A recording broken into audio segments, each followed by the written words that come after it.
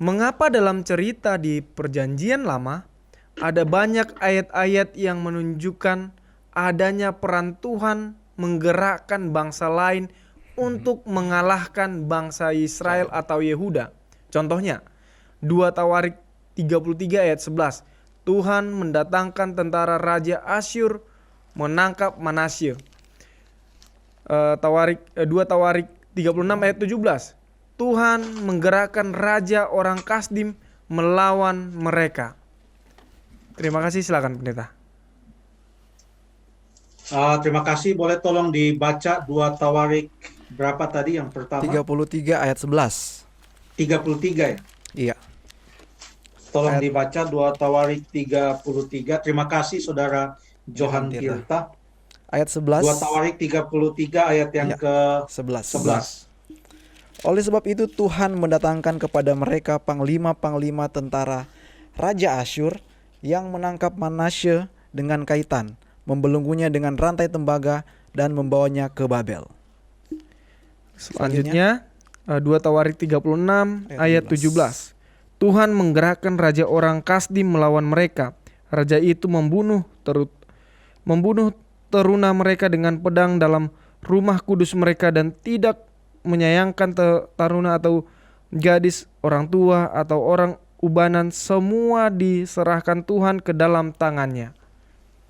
Terima kasih. Kita mulai dengan 2 Tawarik 33 ayat 11 yang tadi Saudara Stephen membaca.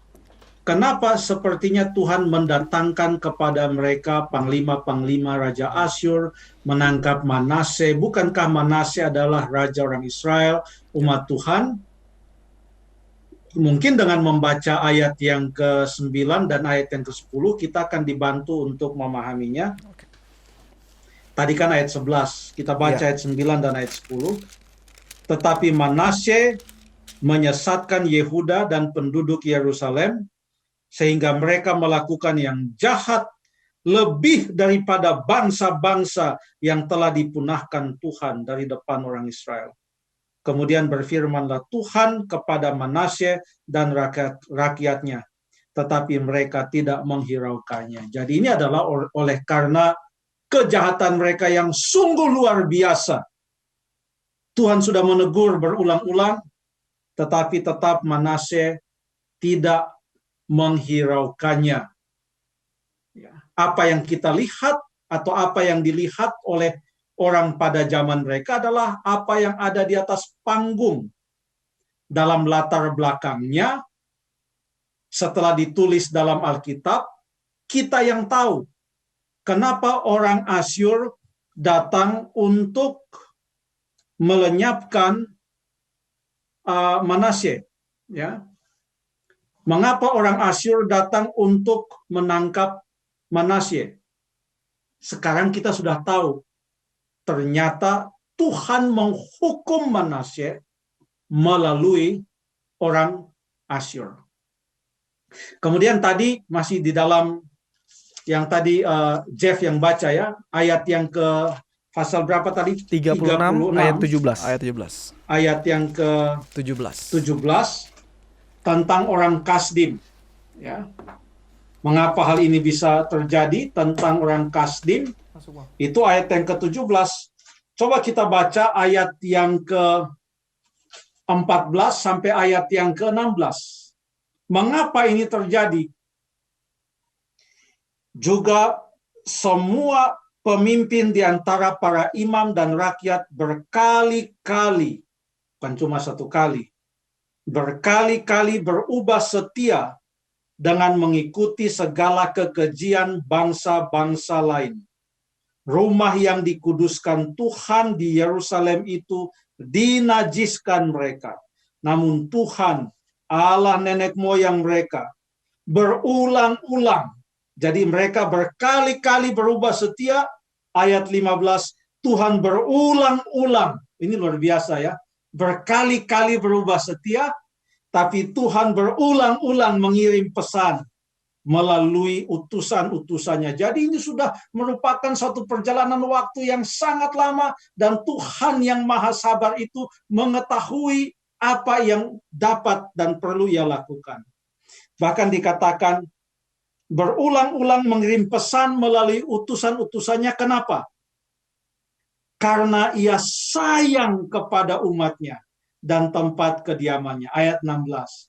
Tetapi mereka mengolok-olok utusan-utusan Allah itu, menghina segala firman-Nya, mengejek nabi-nabinya. Oleh sebab itu murka Tuhan bangkit terhadap umatnya, sehingga tidak mungkin lagi pemulihan. Jadi Tuhan tidak pernah bertindak serampangan.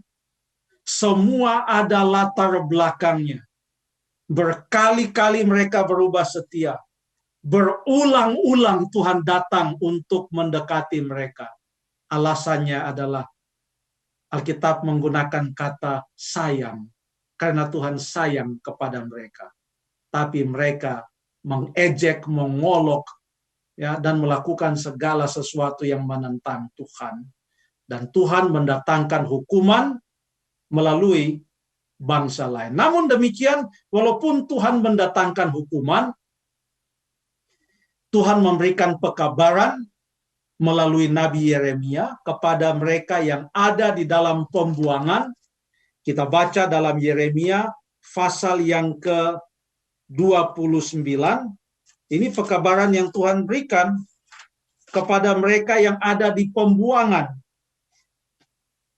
Yeremia 29 ayat yang ke-10 dan ayat yang ke-11. Sebab beginilah firman Tuhan, apabila telah genap 70 tahun bagi Babel. Babel maksudnya orang Kasdim, sama dengan di 2 Tawarik 36 tadi. Barulah aku memperhatikan kamu, aku akan menepati janjiku itu kepadamu dengan mengembalikan kamu ke tempat ini. Ayat yang ke-11. Sebab aku ini mengetahui rancangan-rancangan apa yang ada padaku mengenai kamu. Demikianlah firman Tuhan, yaitu rancangan damai sejahtera dan bukan rancangan kecelakaan, untuk memberikan kepadamu hari depan yang penuh harapan. Jadi untuk setiap hal yang Tuhan lakukan, ada maksud Tuhan, ada maksud Tuhan. Ada ayat yang saya sangat senang dalam Wahyu pasal yang ketiga, hanya untuk membantu kita memahami konsep ini. Dalam Wahyu pasal yang ketiga, ayat yang ke-19, barang siapa kukasihi, di sini menggunakan kata kukasihi. Tadi di dalam 2 Tawarik 36 menggunakan kata Allah sayang kepada umatnya. Sekarang menggunakan kata kasih. Barang siapa kukasihi, ia kutegur dan kuhajar. Menggunakan kata hajar, bukan ajar tapi hajar. Sebab itu relakanlah hatimu dan bertobatlah. Tuhan sayang kepada umatnya. Terima kasih.